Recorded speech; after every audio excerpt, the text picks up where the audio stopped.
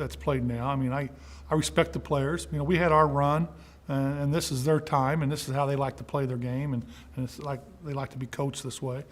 I understand all that, but I'm glad I played in the '80s because it was more that you could feel and hold and grab, and the ball was pounded inside. And sometimes it'd be low in scoring games, but sometimes you score 130. Larry Bird didn't celebrate greatness. He filtered it. He played against legends every night, and most of them didn't pass his test. Bird wasn't impressed by reputation, highlights, or numbers that looked good in isolation. His standard was brutal. Could you control the game when everything was uncomfortable and nothing came easy? Bird didn't judge greatness from a distance. He guarded it. He trash-talked it. He studied it in real time and tried to break it when the stakes were highest. That matters. 3 straight MVPs, multiple championships, one of the sharpest minds the game has ever seen. Bird didn't earn those credentials by admiring other stars. He earned them by exposing weaknesses. And because of that, his definition of greatest of all time was narrower than most people realize. This isn't a list built on popularity or nostalgia. It's built on confrontation. Some legendary names didn't qualify. Some reputations didn't survive Bird's on-court standards. And the players who did make this list earned it the hard way, by forcing Bird himself to adjust, rethink, and respect them in the middle of competition. These are the players Larry Bird believed truly stood above the rest. Not because history crowned them, but because they proved it when he was right in front of them. Michael Jordan. Michael Jordan was the one player Larry Bird didn't need time to figure out. Bird had already faced elite scorers. He had already dealt with athletic wings. None of that moved him. What stood out with Jordan was how quickly it became clear that normal defensive answers didn't apply.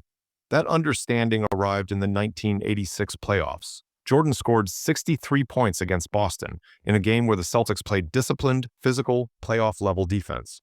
Afterward, Bird called him God disguised as Michael Jordan. It wasn't exaggeration. It was recognition. Bird understood exactly how hard it was to do that against his team, and how rare it was for a young player to remain composed while doing it.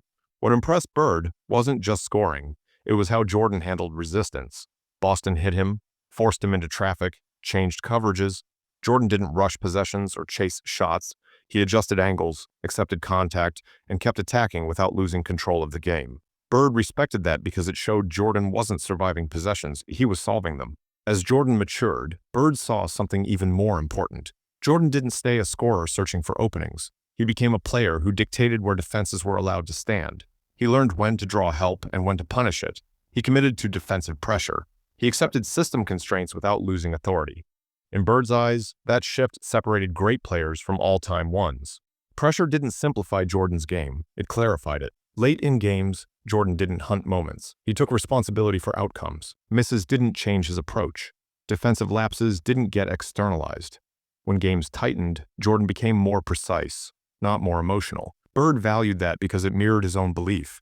Championship basketball is about decisions, not impulses. When the Bulls eventually surpassed the Celtics as the league's standard, Bird didn't frame it as timing or luck. He saw cause and effect. Jordan forced teams to redesign defenses, rethink matchups, and accept that containment was temporary at best. For Bird, that was the clearest signal of greatness. Michael Jordan didn't just beat defenders, he made defense itself feel inadequate. That's why, when Larry Bird talks about the greatest players of all time, Michael Jordan isn't debated, compared, or qualified. He passed Bird's test the only way possible, by proving it directly in front of him. You never really know when you're in the prime of your career, how much time you really do not have for family. That's what I have time to do now. I mean, the most valuable asset I have is time. Right.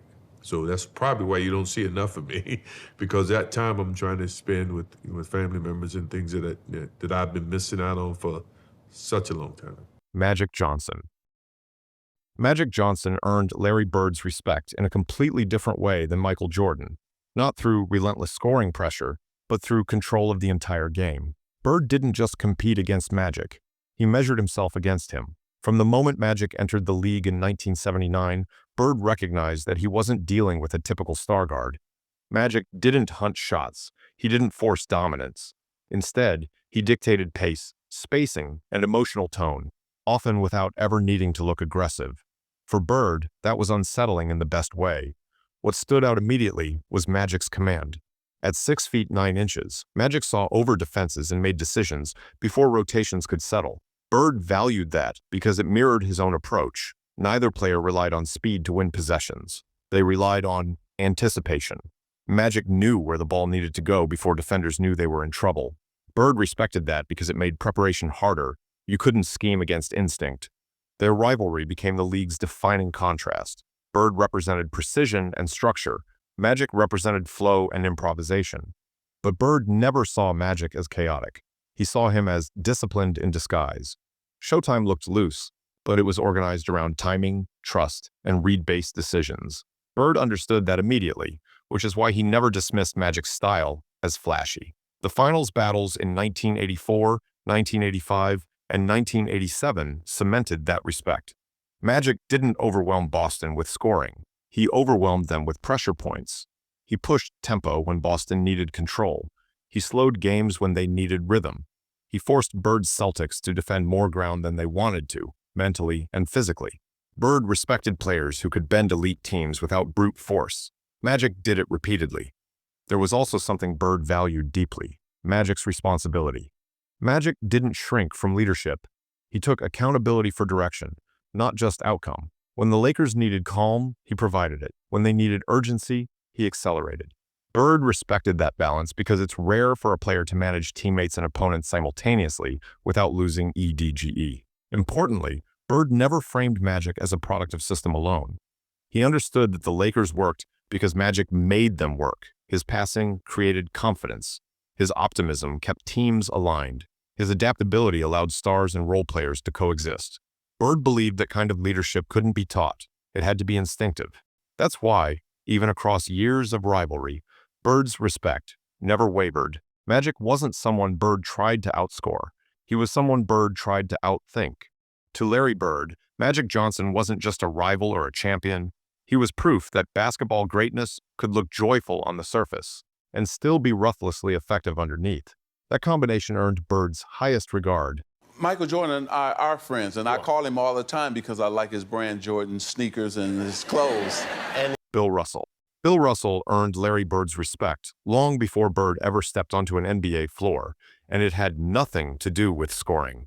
Bird never evaluated greatness by points. He evaluated it by control, sacrifice, and winning leverage. By that standard, Russell wasn't just great. He was foundational. What Bird respected most was that Russell redefined the job description of a superstar. Russell didn't build his legacy by dominating possessions. He built it by dominating outcomes. 11 championships in 13 seasons wasn't an accident of talent or circumstance. It was the result of someone who understood exactly what mattered most in winning basketball and ignored everything else. That mindset resonated deeply with Bird. Russell proved that defense could be the center of gravity for an entire team.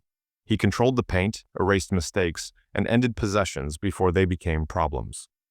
Bird valued that because it required anticipation, communication, and discipline.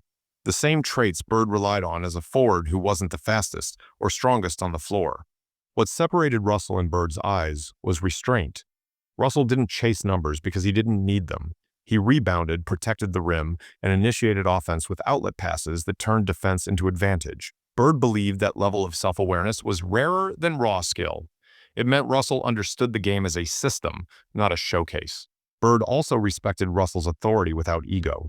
Russell led teams filled with Hall of Famers, yet his leadership didn't depend on volume or dominance. He demanded accountability, set standards, and enforced discipline through example. Bird admired that because he believed leadership was proven by results, not rhetoric. There was also a mental toughness Bird never overlooked. Russell played under relentless pressure, hostile crowds, racial hostility, and the weight of expectation that comes with constant winning. He didn't fracture under it. He didn't seek approval. He stayed focused on winning possessions and games. Bird understood how rare that steadiness was, especially in an era with little protection or praise. Importantly, Bird never tried to compare himself to Russell stylistically. Instead, he respected what Russell represented, proof that basketball intelligence and commitment to team success could outweigh any individual advantage. Russell didn't just anchor defenses, he anchored belief. Teams played harder because they trusted him to clean up mistakes. To Larry Bird, Bill Russell wasn't great because of dominance in isolation. He was great because he mastered the one thing Bird believed defined all-time players, the ability to make winning inevitable. You have no idea how proud I am of you. I couldn't be any more proud of you than I am of my own kids. Kareem Abdul-Jabbar. Kareem Abdul-Jabbar earned Larry Bird's respect in a way few players ever did, by proving that longevity and discipline could coexist with championship-level dominance. Bird didn't admire Kareem because of records alone, even though the resume was impossible to ignore. 6 MVPs, 6 championships, the NBA's all-time leading scorer for decades. What mattered more to Bird was how Kareem sustained greatness without letting the game drift out of control. Kareem didn't rely on athletic peaks. He relied on precision. The skyhook wasn't flashy. It wasn't emotional. It was repeatable, efficient, and immune to defensive trends. Bird respected that immediately. To him, the skyhook represented a mindset. Build a weapon that survives AGESCOUTING and pressure. That's the same philosophy Bird applied to his own game: angles, timing, and decision-making over raw speed. What separated Kareem in Bird's eyes was restraint. Kareem understood when to assert himself and when to let structure carry the team. On the Lakers, he didn't need to dominate every possession to control outcomes. He anchored the offense early in his career, then adapted as Magic Johnson took on more responsibility. Bird valued that adaptability because it showed Kareem prioritized winning alignment over personal hierarchy. Defensively, Bird noticed the details. Kareem didn't chase blocks recklessly. He positioned himself to deter shots before they happened. He rebounded with balance, protected space, and forced opponents into low-percentage decisions. Bird believed defense was about prevention, not reaction, and Kareem embodied that idea at the highest level. There was also a professional consistency Bird admired. Kareem didn't fluctuate emotionally. He didn't let criticism reshape his approach. Year after year, he showed up prepared, efficient, and accountable. Bird respected players who treated excellence as routine rather than performance. Kareem did that longer than anyone. Even as the league evolved, Kareem remained relevant. He didn't fight change. He adjusted to it. Faster pace, different rules, new stars. Kareem stayed effective because his game was built on principles that didn't expire.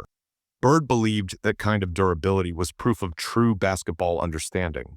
To Larry Bird, Kareem Abdul-Jabbar wasn't just an all-time great because of what he achieved.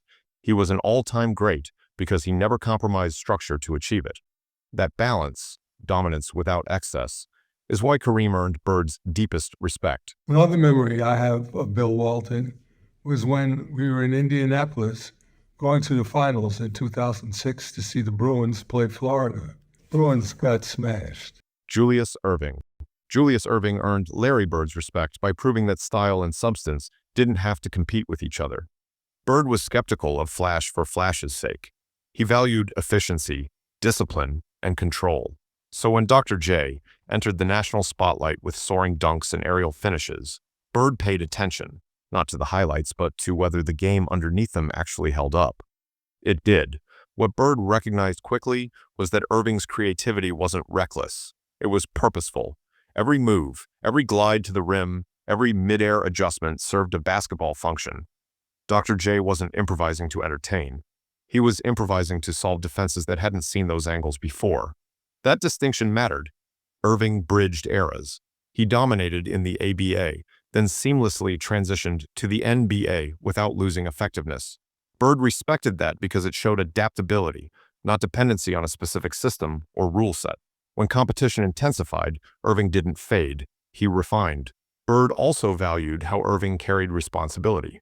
As the centerpiece of the Philadelphia 76ers, Irving didn't chase shots to validate his status. He played within structure, defended his position, and trusted teammates. Bird noticed that Irving was just as willing to make the right pass as he was to finish a spectacular play. That balance aligned with Bird's belief that greatness should simplify the game for others, not complicate it. The championship in 1983 solidified that respect. After years of finals losses, Irving didn't force redemption. He stayed steady. He accepted Moses Malone's arrival, adjusted his role, and focused on outcomes rather than image. Bird admired that maturity. It proved Irving understood that winning sometimes requires stepping back rather than pushing harder. There was also a professionalism Bird never overlooked. Irving competed fiercely, but without chaos. He didn't rely on trash talk or intimidation. His presence commanded attention without demanding it.